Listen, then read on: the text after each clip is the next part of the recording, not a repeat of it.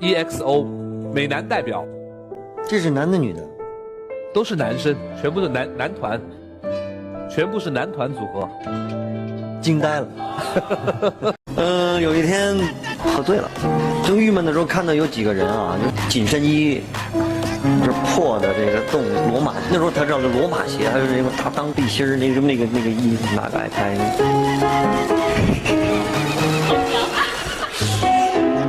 我说了一句：“滚！”如果我要是走那种人美路线的话，我那个就是之前看到那些年轻的艺人呢，头发长长的，对吧？那个脂粉厚厚的，嘴唇红红的，睫毛长长的，还弄了眼线。可是我到了汶川的时候，我看到了一帮跟他们同龄的一帮人，他们穿着就是这身军装，穿着破背心儿，头发乱乱的，脸脏脏的，身上臭臭的，睡在马路边上，披着雨衣，躺在地上睡着了，啃着方便面，喝着矿泉水，拿自己的身体当一个桥板，让所有老百姓从此过去。我觉得这才叫爷们儿，这才叫男人，而不是那些成天的同志摸粉娘炮的那些。我要拍一部要让男人看了更想做真男人的电影，要让女人看了就更喜欢纯爷们儿的电影，要让女性观众了解爷们儿心里在想什么，要让所有的观众知道男演员不是都在家里织毛衣，能干点别的。你好，CEO，我是你的夏河夏叔啊。今天要跟大家聊一个我心中最讨厌的男明星，没有之一，永远的 No.1， 中华人民共和国超级爱国功夫巨星吴京先生。说到吴京先生啊，他身上有几个重要的标签：第一，爱国；第二，硬汉；第三，直男癌。说到爱国呀，我特意为了这个节目准备了这身衣服，看见没有？我在鳄鱼店里面定制的。看一下这个徽章，第一，彩虹代表我是一个同性恋 LGBT。第二，日本国旗，我是一个狗汉奸。第三， Tokyo 代表这件衣服我是在东京定制的。说到吴京先生的硬汉形象，我可是一个公开公认的娘炮。那我有多娘炮呢？我现在就给大家表演一个戴耳环。来，把我这个4克拉一只的矢车居蓝宝石就这么轻松的戴上，都不用照镜子。来，怎么样？好看吗？配上我这33克拉的皇家蓝，海洋之心一般的存在，你以为这就完了吗？没完，我还特意准备了一盒粉红色的香烟，还有一只粉色的打火机。捏爆这两个粉色的双爆珠，用粉红色的打火机暧昧的点起这根香烟，然后这样风情万种的吸上一口，吐出粉红色暧昧的泡泡，像个老鸨子一样，毫无男子汉气概，你奈我何。说到吴京先生钢铁直男的这个形象，那众所周知，我是一个弯得像 U 型锁一样的老 gay。为了这个身份，我还特意泡了一壶我们 gay 最应该多喝的补养良品——菊花茶。这个菊花茶可是上品的，是刚刚从中国，也就是谢楠女士的老家安徽空运过来的上等菊花。为什么要喝上等菊花呢？因为上等菊花的面积它够大，不那么疼。看到这儿，可能很多网友不禁的要问我：叔，你跟吴京是有多大仇多大怨呢？你要这样活活的把吴京和吴京的粉丝给恶心死吗？没错，恩怨还真的是有一些。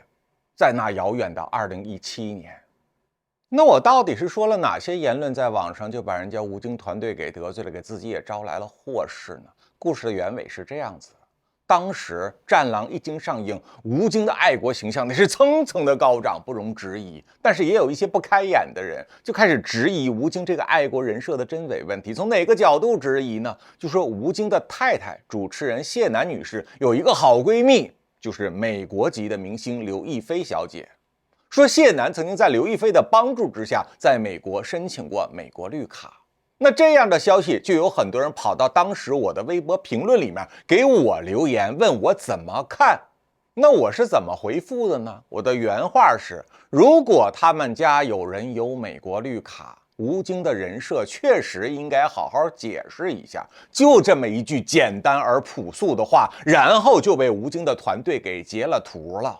瞬间在2个小时之后，全网所有的娱乐营销号都拿我跟网友的这段简短对话给我扣帽子。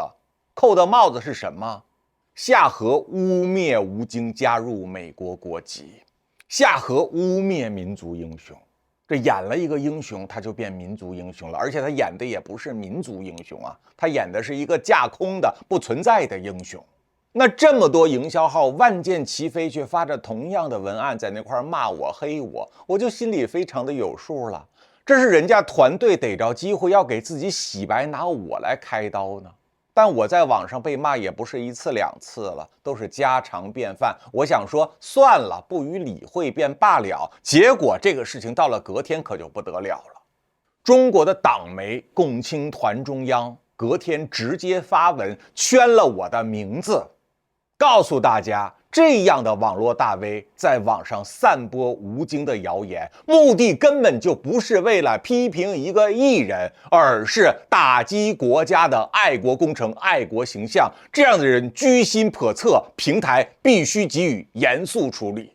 好家伙，我就在评论区里面问问他家到底有没有美国绿卡，就给我上升到这个高度。平台把我全网禁言了1个月，全网被禁言的我能干嘛呢？我只能翻墙跑到外网的 Instagram 上去发点自己的生活动态，结果人家这些粉红们连这个地方都能给你翻出来，跑到 ins 上来给我写私信，附了一大堆的照片，就是吴京在汶川地震上扛包的照片，骂我说吴京是一个赈灾的民族英雄。你居然连民族英雄都敢羞辱，你还是人吗？像你这样的狗汉奸不仅仅应该被炸号，甚至应该拉去被枪毙。大家听听，这就是那个年代粉红的精神面貌。一个奉公守法的中华人民共和国公民，他到底干什么了就应该被枪毙？就因为他质疑了一个娱乐明星，他家的家属到底有没有美国绿卡？你有就有，没有就没有，你这么心虚干嘛呀？你就有任何国家的绿卡，那也都是合理合法的事儿啊。你为什么这么紧张呢？果不其然，没过2天，吴京和他的家属就开始在网上发起了各种各样的反击行为。那他们是怎么反击的呢？他就派他的家属把自己的户口本和他老婆谢楠的户口本，然后都抛在了网上，证明自己的户籍所在地，一个是安徽，一个是北京。然后激昂的爱国群众就彻底的沸腾了。通过一切的手法来找到我，无孔不入的来谩骂我，告诉我说夏河你长眼睛，你看看2本户口本啊，那可都是铁铁的中国国籍啊！你居然之前还质疑人家吴京家人是否有美国绿卡，你良心何在呀？你是否啪啪打脸呢？时间过去了8年，当年的神经病应该也都康复了吧？请允许叔今天说一个最基本的逻辑常识。你有没有美国绿卡和你的中国户口本有啥关系啊？你有绿卡他也不销中国户口本啊。吴京和谢楠夫妻，一个人是北京户口本，一个人是安徽户口本，然后呢，这能证明你没有美国绿卡吗？如果你真的认为这个爱国人士很重要，你应该开具美国政府的报告来证明你的家人不曾拥有、不曾申请美国绿卡。你晒安徽户口本干嘛呀？你显然当年他们这种行为，也就是在忽悠那些不了解美国、不知绿卡为何物的小粉红们。听到这儿，可能很多人就不解了，想说叔啊，那是2017年，也不是1857年，美国绿卡这点事儿，难道就没有明白人能给他说清楚吗？有啊，这明白人不是被禁言了吗？我都被收拾成这个德行了，你觉得其他人还敢发话吗？像我这种自己开公司的人，损失的无非是钱。有一些那种公职单位的人，比如中央戏剧学院的一个老师，质疑吴京在《战狼》中的演技，教师职位都被开除了。这就是并不遥远的2017年。听到这儿，可能很多人想说了，叔啊，这事儿都过去8年了。这件事它归根结底也是当时中国的社会风气所致，你也不能把这个仇与怨都怪到人家吴京个人头上去。你小看叔了。叔今天重新聊起吴京，不是因为当年的那档子烂事儿，而是因为吴京最近他被黑了。吴京现在在中国，那基本上是群嘲一片呐。你打开中国所有的短视频平台，你会发现吴京现在在中国社会里面已经变成了一个小丑级的人物，人人都在拿他打岔、开涮、找乐。只要是上过中国网站的人，你一定刷到过这样的短视频。我跳过楼，你跳过吗？我飞书挂着休假还得回信息，你回过吗？我让坦克压过，你压过吗？我体检13个指标异常，每年新增2个，你增过吗？我差点死过，你死过吗？我去迪士尼还带着电脑，你带过吗？我野外生存把人干了，你干过吗？我周六凌晨4点半还在开会，你开过吗？中国的蚯蚓我吃遍了，你吃过吗？我收入高，但是时薪还不如黑奴，你奴过吗？我能开飞机，你会吗？公司福利拉满，通勤20分钟内房补，晚上9点之后免费打车，实际上是为了方便我们加班，你加过吗？我能坦克漂移，你会吗？每半年一次绩效评估，上到老板下到一线员工，人人自危，做得好的怕钱拿少了，做得差的怕被裁员，你裁过吗？我觉得这是我最大的成就。我也觉得自己挺牛的。熟悉吗？这种段子您一定刷过不老少吧？但是您想想，我干过这种事儿吗？我可是从来没有。我觉得我身上还是有一丁点高贵的个人品质的，就是无论一件事情让我多么的不爽，但是我始终能够保持对事儿，但我并不攻击个人。就即便是我最不喜欢的人吴京，中国的大战狼、大粉红、五毛的头子，我也永远把他摆在他所处的那个历史时代去剖析他的罪与罚、功与过，始终坚持2个原则：第一，我们不攻击人的外表，因为外表是父母给的；第二，我从不爆料。即便是我最不喜欢的吴京，我也始终坚持着一个原则，就是我不喜欢他是为什么？是因为我不喜欢他变成了一个战狼和粉红，我不喜欢的是他的意识形态。至于说他的税务问题，我听到了，也假装没听到，因为我认为那和我讨厌他的地方没有关系。所以叔今天就坐在这里，把吴京的前半生分成3个阶段，好好的去讨论一下这位艺人和中国历史变迁之间发生了怎样的摩擦与火花，不吹也不黑，尽可能的做到客观中立。吴京1974年出生于中国北京，他生在一个武术世家，8岁开始习武，也就是说从小他就是中国北京武术队的一个专业武术运动员。在运动员期间，他曾经获得过全国武术比赛的冠军。很多熟悉功夫电影的观众朋友们一定了解，北京武术队一直是很多香港导演去挑选武术明星的重要摇篮之一。那么吴京也不例外。1995年，他被徐克大导演发现，邀请他去香港拍片，拍的第一部电影是和钟丽缇小姐主演的《功夫小子闯情关》，算是吴京在演艺圈正式出道。当年他21岁。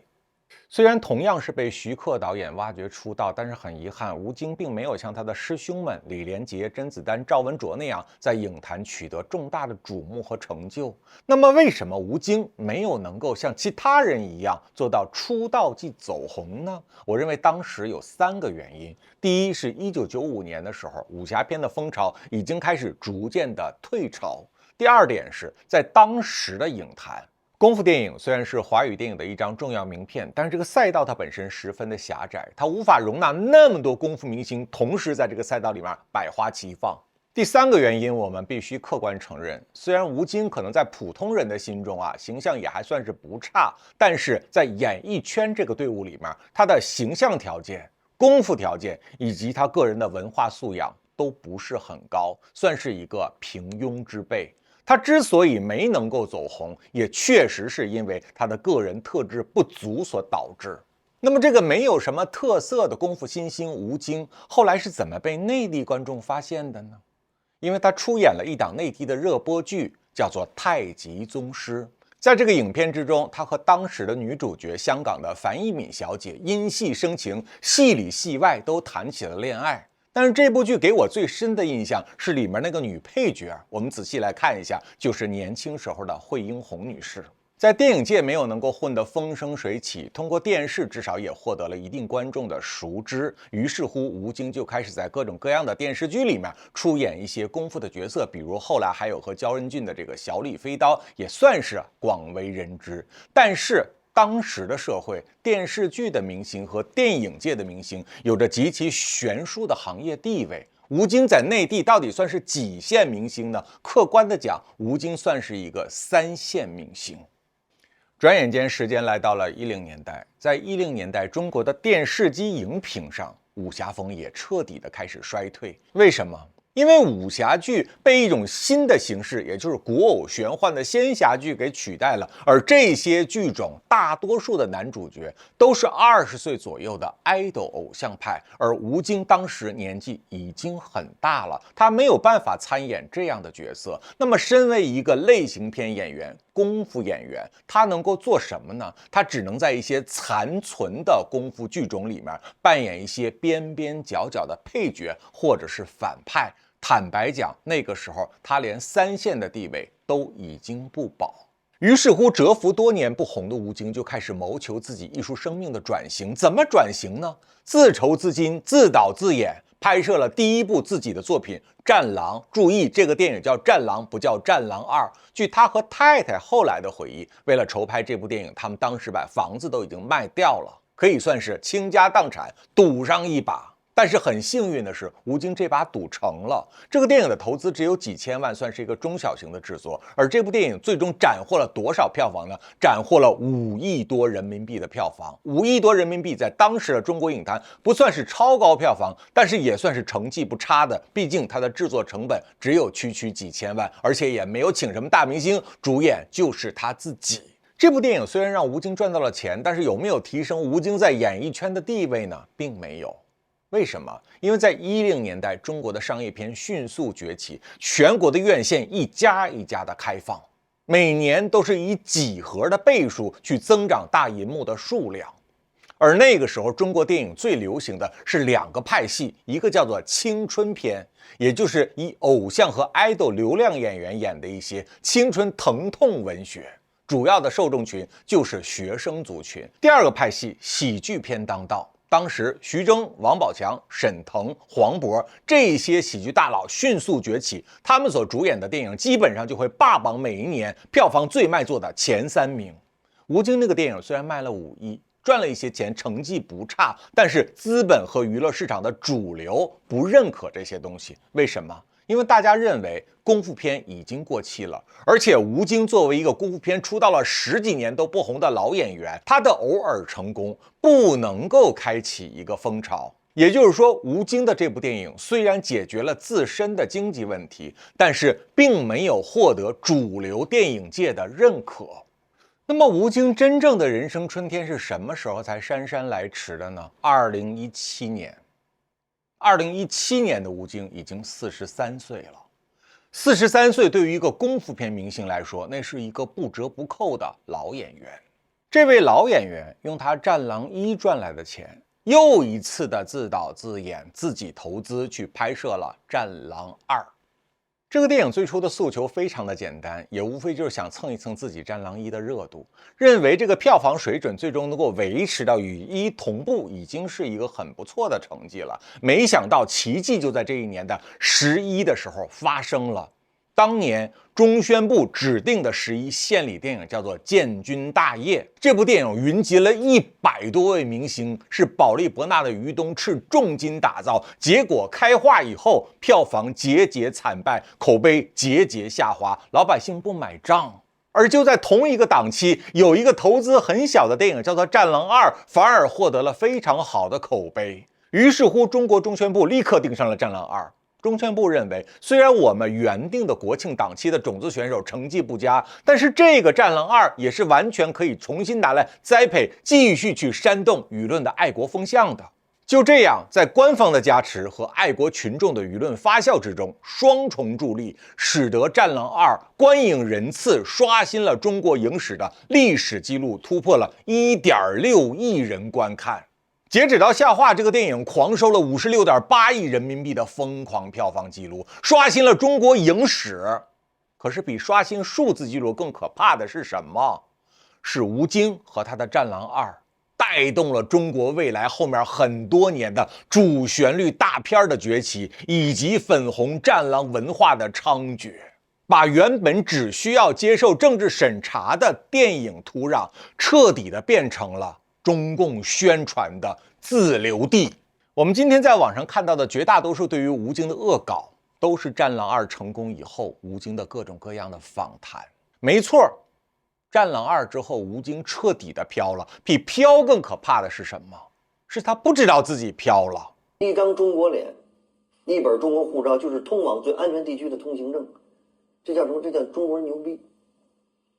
曾经看不起我们那些西方国家那些人呢，对不起，后面等着，没你份儿，中国人优先。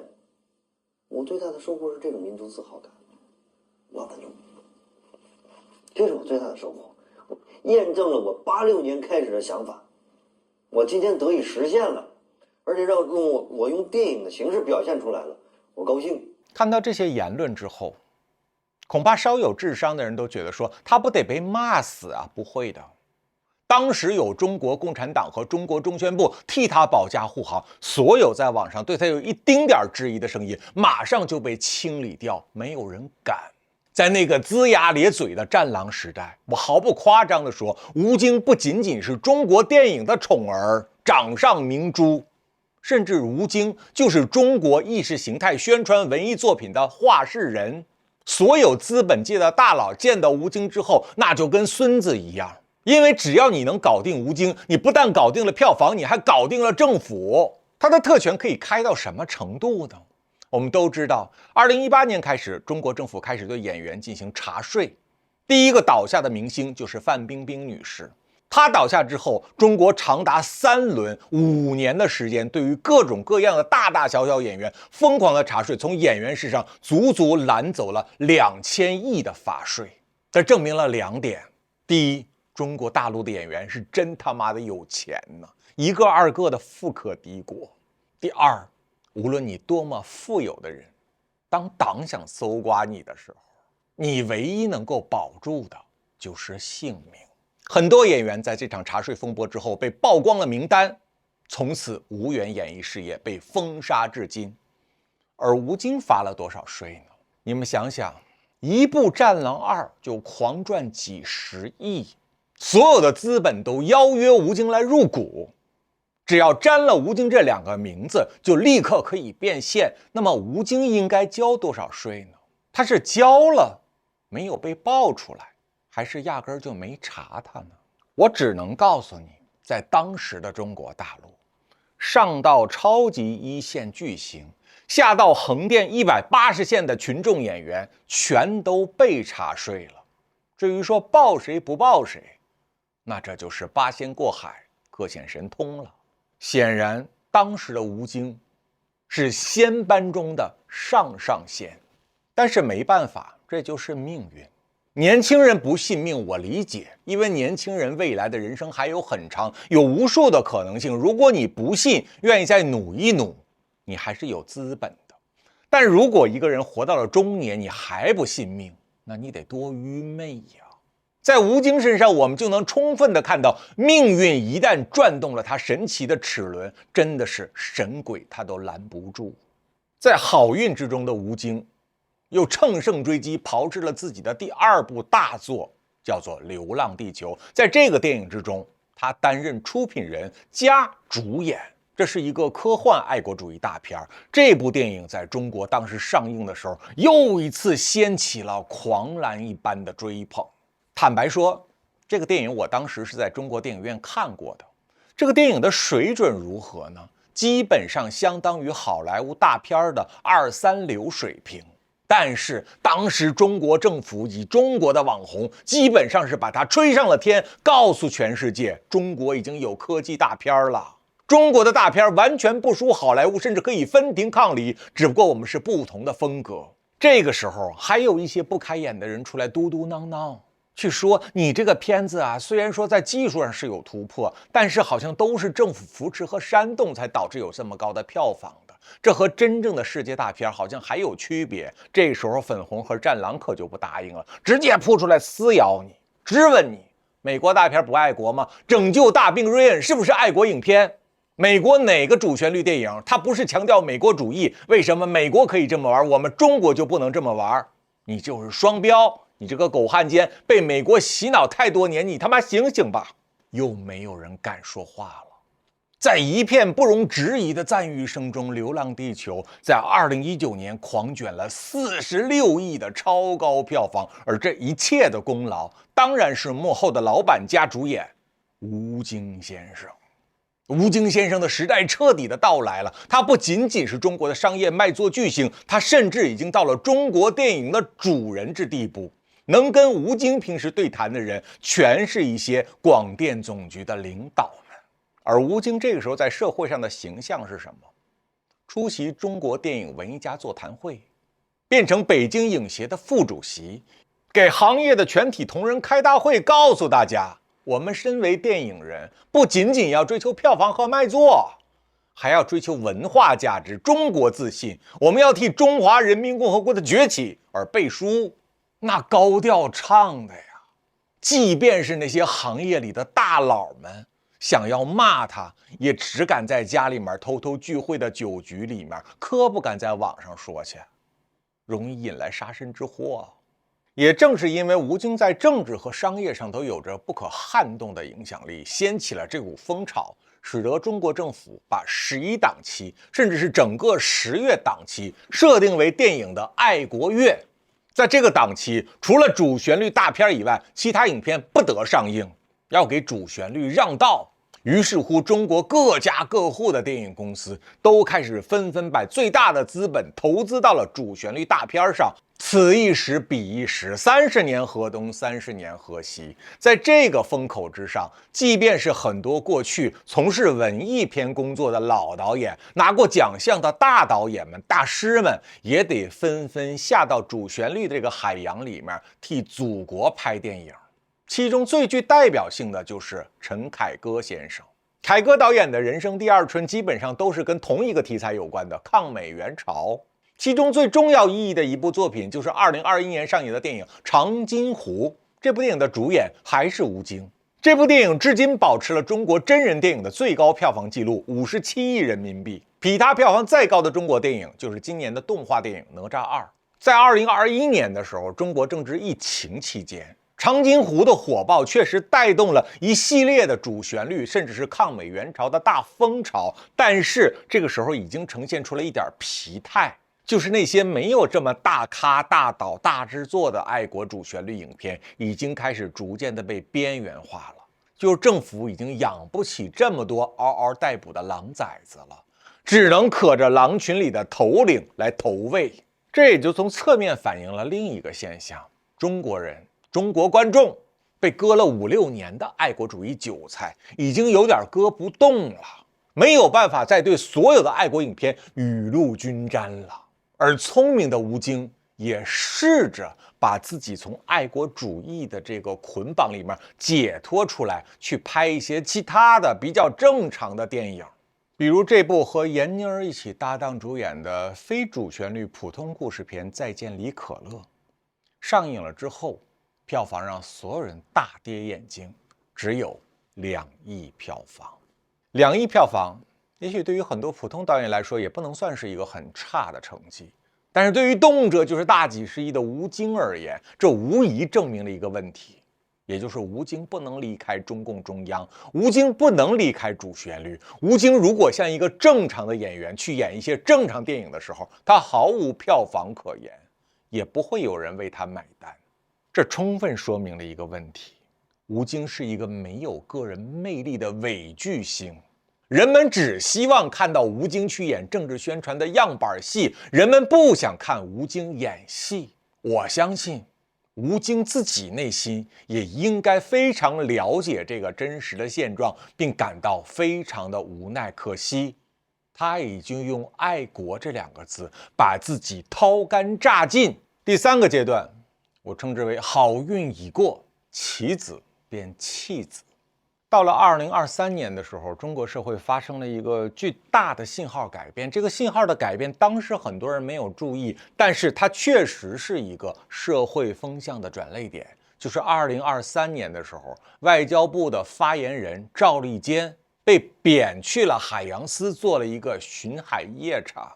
熟悉中国政治的人都知道，赵立坚那可是昔日的头号大战狼啊！他和华春莹大妈一阴一阳，在中国的政治舞台上，那是天天的逮谁咬谁，丑态百出啊，留下了多少经典的画面呢？但自打这两个人消失之后，不再抛头露面，不再四处丢人之后，你发现没有？中国的社会舆论管控方向发生了一些微妙的变化，外交口径严重收紧，不再战狼了，不再骂街了。所有过去那些骂街的主力干将们全消失了，全调到幕后去了。换上来的这新一批显得极度的温婉克制，无论是外交部的毛宁，还是国台办的朱凤莲，都利用自己这个女性的特质啊，说一些比较温情甚至是煽情的话语。主旋律大片也不拍了，有一种说法是因为中国现在经济下行，没有钱再拍这些东西了，可能这也是其中的一个重要原因之一吧。但是我觉得比这个更值得玩味和观察的是，中共嗅到了底层民众现在生活非常的压抑，在压抑的生活之中，老百姓需要的是片刻的放松，没有人希望在这个时候再被教育教化了。属于主旋律大片的时代，彻底的应该画上一个圆满的句号了。还有一个更吊诡的现象，大家发现没有？很多五毛大 V 的账号全都被处理掉了。中腰部的一个人的莎士比亚被禁封了好几回，虽然现在解禁了，但是在舆论场上彻底的被边缘化了，也没有人在听他了。也就是国家给平台下了命令，不许再给这个人推流了。头部的司马夹头司马南先生被查税，一下查出好几百万的税，彻底的使他名声扫地。为什么要这么做？因为他已经没有利用价值了。当一个社会不打算再搞这种宣传方向的时候，那这个宣传风口里的急先锋就成了这个社会的负资产。负资产是什么？是杂质，必须打掉。那问题来了，吴京可咋办？吴京这咖位太大了，牵动的产业和资本实在是太雄厚了，政府该怎么处理吴京呢？从他的下一个作品入手。他现在在拍什么戏呀？他在回归武侠，把袁和平找来，他的恩师，重新拍一个戏，叫做《镖王》，是一个正儿八经的武侠剧，跟主旋律没关系。的女主角是谁呀？就是在不久之前刚刚被党媒封杀的纳尔纳西。你说这倒霉催的，果不其然应了我刚才说的那个命运。人在走顺风顺水的时候，你就天天吃麦当劳、肯德基，他照样是小蛮腰1尺8、1尺6。人在走败运的时候，你就天天倒立睡觉，面部都会下垂。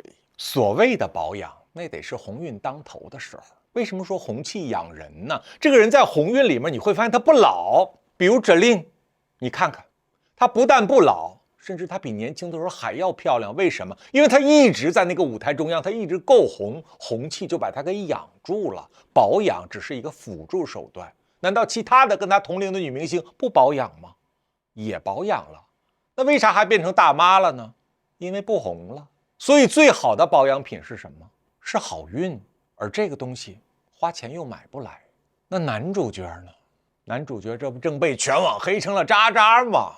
也许有人会说了，黑吴京这件事儿又不是中国政府干的，这俩事儿有关系吗？那我问你，过去你黑吴京一个试试，你敢在战狼最春秋正盛的时候你黑人家一个试试，你看看你的下场是什么？就跟我一样喽。那为什么现在随便一个短视频博主就可以骂吴京一骂一天，然后只会得到流量和点赞呢？这跟我年轻的时候可是大不相同。这背后真正的原因恐怕你也懂了，就是政府不会再为吴京保驾护航，因为政府不打算再走这个风格和路线了。吴京身为过去他们这股爱国流量的门面担当，自己捧出来的人自己亲自毁，这个也有点不好看。更何况人家吴京最近也没犯什么大毛病，你抓不着茬口，那咋办呢？就让民间自己发酵好了，把它丢到互联网上去，告诉平台网友爱怎么玩就怎么玩，政府不管。政府不但让你们随便玩，还给你们派来一员猛将，添油加醋。那这个猛将是谁呢？不是旁人，正是大家的老朋友，中国头号雕盘侠胡锡进先生，前《环球时报》的主编。胡锡进先生最近写了一篇长文，就网上所有的网民群起黑吴京这件事情发表了一点自己的看法。大家要搞清楚，胡锡进能拿起笔写一篇大长文，这件事儿他就不是娱乐圈的事儿了。那胡锡进写了什么呢？我帮大家念一念。这篇文章发表于胡锡进的微博，发表的时间是8月29号晚上的9点半。胡先生是这样评价吴京的：吴京的人设好像是忽然崩塌了，网上一些人在群嘲他，模仿他说过的话，揶揄他的梗。但是老胡仔细看了这些视频，吴京并没有出现什么严重的硬伤，大家只是把他过去有些是很久以前的话翻出来，恶搞他，嘲讽他飘了，或者是讽刺他的时代过去了。坦白讲，他的时代过去了这句话没有网友说过，唯一一个大点的咖说过，其实就是你老胡本人。这句话到底是谁让你说的，还是胡大总编你有感而发，我就不得而知了。的确，如今的形势与《战狼2》火爆的时候有了一些变化。当下不少年轻人找工作困难，生活压力大，部分分散了围绕战狼精神的激情凝聚。但如果说爱国英雄主义过时了，认为它在我们的社会退潮了，我觉得言过其实。爱国英雄主义片子今后肯定还会拍，并且有机会火。有机会啊，不是一定火，也就是政府可不管你，你要能火自己火，政府给你单独拨资金拨院线，这是不可能的了。但重要的是得拍得好，得实现表达创新。吴京的问题可能是他的角色形象与爱国英雄绑得太紧了，而且最近一段时间长津湖之后也没有太突出的作品。听听，这可是党的声音啊！吴大巨星吴京最近担任出品人，并客串了电影《再见坏蛋》，6天票房只有26.7万元。您没听错，吴京现在出品的电影最近被迫下架了。为啥下架呢？因为没有人买票，他不得不下架呀。但是吴京，你曾经是一个只要挂名就是几十亿打底的人，如今开化了以后，票房只有26.7万，你还没有一个网红每一天晚上的抖内多呢。这哪是断崖式下跌呀，这简直是毁灭呀！作为演员，形象过度与爱国英雄绑定，戏路太窄是有风险的。其实漫威的美国队长表演者也演过其他一些与英雄主义角色无关的角色。提醒你呢，吴京，你该转型了，能不能转得了，那就是您自己作为演员的本职工作了，跟政府没有关系。吴京如果让自己演出形象多元化一些，而且能够出演一些更多的好作品，也许会对他有利。互联网的舆论场很敏感，风向也是飘忽不定。吴京演了几部爱国英雄主义电影，但他本人毕竟是演员，不能与爱国英雄画成等号，听到了没有？哎，这可是胡锡进说的。胡锡进在提醒着所有的粉红，吴京演过英雄，但是在国家的眼里，吴京可不等同于英雄。说到这儿，粉红群众们，你们要不要向我道歉呢？最后，胡大主编还给吴京同志指明了方向。